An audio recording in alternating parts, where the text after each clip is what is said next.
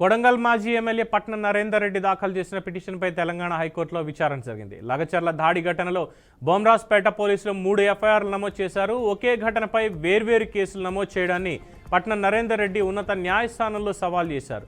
ఈ నేపథ్యంలో ఒకే ఘటనపై వేర్వేరు కేసులు నమోదు చేయొద్దన్న సుప్రీంకోర్టు తీర్పుల్ని పిటిషనర్ తరఫు న్యాయవాది ప్రస్తావించారు. కేసులకు సంబంధించిన వివరాల్ని అడిషనల్ అడ్వకేట్ జనరల్ రజనీకాంత్ కోర్టుకి తెలిపారు.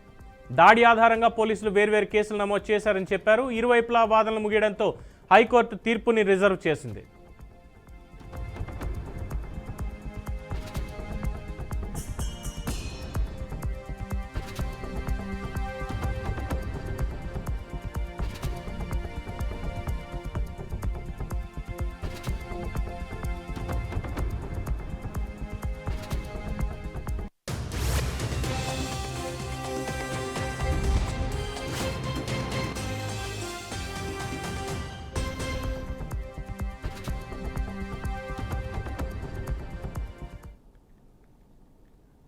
లగచర్ల ఘటనకి సంబంధించి తనపై 3 వేర్వేరు కేసులు నమోదు చేయడాన్ని ఛాలెంజ్ చేస్తూ ఉన్నత న్యాయస్థానంలో పట్నం నరేందర్ రెడ్డి పిటిషన్ దాఖలు చేశారు. ఆ పిటిషన్ మీద వాడివేడిగా విచారణ సాగింది.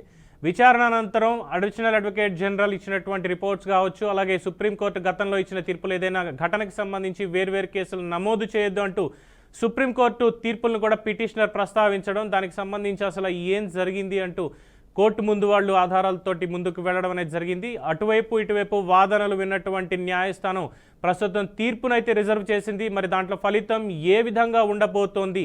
పట్నం నరేందర్ రెడ్డికి అనుకూలంగా ఉంటుందా, లేదా ప్రభుత్వం చెప్పినటువంటిదే కోర్టు నమ్ముతుందా అన్నటువంటి విషయం తీర్పు బయటకు వచ్చిన తర్వాత తెలుస్తుంది. ప్రస్తుతం కోర్టులో తీర్పును అనేది రిజర్వ్ చేసి పెట్టారు.